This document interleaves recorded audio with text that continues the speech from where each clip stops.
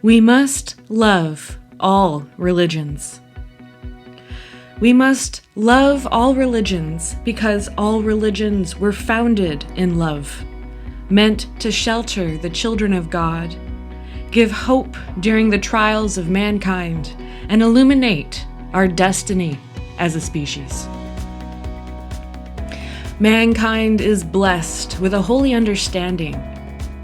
We are given incredible brains that we might conceive of higher intelligence, higher knowledge, higher consciousness, higher will, and develop a spiritual body and a spiritual mind that becomes inevitably a source of life itself. This is the purest lesson to be learned by any religious practice.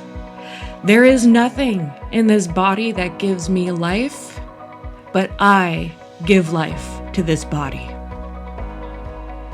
And so we must love every religion and not fall into this pitfall of thinking that although my religion practices tolerance, that is the same as practicing love.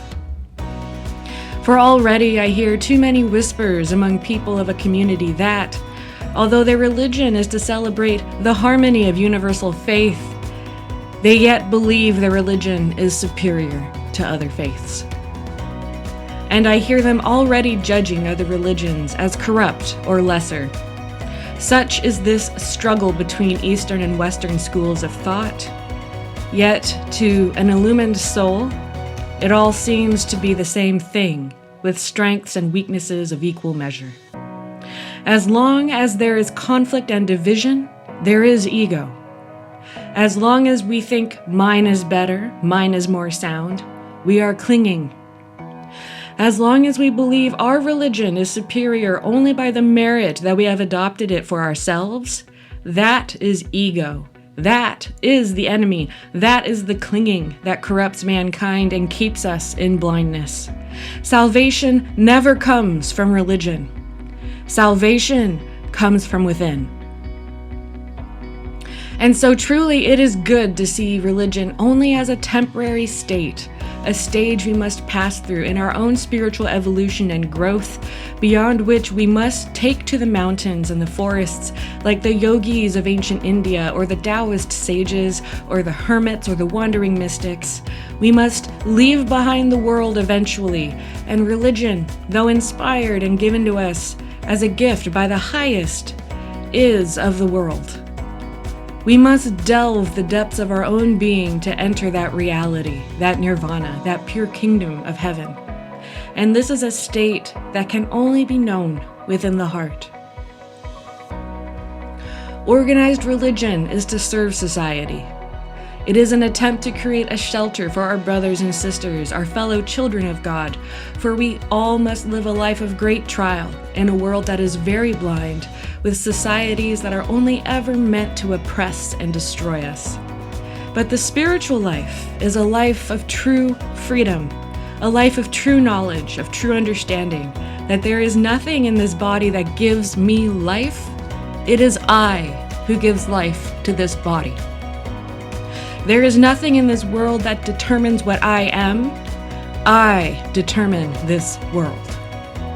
It is I who wills the body. It is I who holds dominion over the flesh. As we all know, only God can give life to a thing, and so I plant myself in the truth of myself. It is I who perceives this world and I who determine it. And this is the will at the heart of every man who can rise above their own suffering, their own physical limitations and mental limitations. If you can perceive the root of your I, then you shall have sovereignty over all life, for you shall see all life contained within yourself. And this is the true spirit of man. I am. I am is the seed of all religion. So we are all gods, and we shall know ourselves as gods, but first we must remember the conduct of gods. And so that is the purpose of all religion, is to remind us not only that we are gods within ourselves, giving life to these bodies of flesh, but to remember and practice the conduct of gods. For we have been chasing around this universe for so long that we have forgotten our holy selves. Today is the day to remember. You are that. Not only are you a God in yourself, but that the highest God, the One, adores you. The One resides within you. And we are to live and conduct ourselves with the grace of that God, our highest nature. We are to remember to live by truth and to practice the conduct of gods. And from there stems the two highest commandments, the first being to treat others as you wish to be treated, which is the law of the prophets. For we are all one body, one mind, one soul, one tree of life. And the second is to live and walk in love. So do not blame religion for the wars, and do not blame religion for the oppression and the suffering. That is caused by fear and ignorance. Fear alone creates conservative and restrictive practices in society. Learn to discern between religion and society, between fear and the Holy Spirit. For as the great Saint Vivekananda said, the true religion is within you. And as Jesus Christ said, the body is the temple. I dwell not within the churches of mankind, nor do I dwell within the statutes of organizations, but I dwell within you. It is only when religion seeks to control and influence society that it becomes externalized and corrupted. True religion belongs in the heart of the individual who loves God completely and stays true to his or her sadhana, practice, and faith. The highest of these beliefs are forgiveness and continual tolerance for the inequities and cruelties of mankind. You will not find a single righteous organization upon this earth, for religion, once structured and mindlessly followed, only becomes oppressive, and that is the fate of any dogma. But the true religion is within you, and this is your call to claim it. Religion is a letter to be read and thrown away. And so, although I love every religion, I can love every religion only due to the freedom that I have found within my own spiritual heart and the unity of the tree of life. And I embrace every religion, and I love the people of those religions only because I can forgive, and that forgiveness is godly.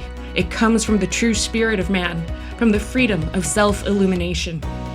We are to attain in this life union with God, and that cannot be granted through a church. It cannot be determined by a priest or a monk. It cannot be given as a label. It can only be gifted to you by the highest at the appointed time when you are ready to carry out that work. For we are called and given numerous gifts and strange powers and holy wisdom only for the purpose of this work, which is towards the unification of mankind, the liberation of souls, and peace upon the earth. We are the peacemakers, and we are the guides. And so do not hate any religion. Do not make war against any religion. Do not kill and do not maim or persecute for religious purposes. Do not speak ill or in judgment of your brothers and sisters. For every man and woman upon this earth is a child of God, and the holy dwells within them. And in our blindness, everyone has stumbled. So do not look to religion to solve any of these troubles for you. For the highest growth of the soul is full self-accountability for what we are. And that is the conduct of God's, to be fully self-accountable for every thought, every word, act, and deed. Your spirituality and your spiritual heart is and always will be true freedom.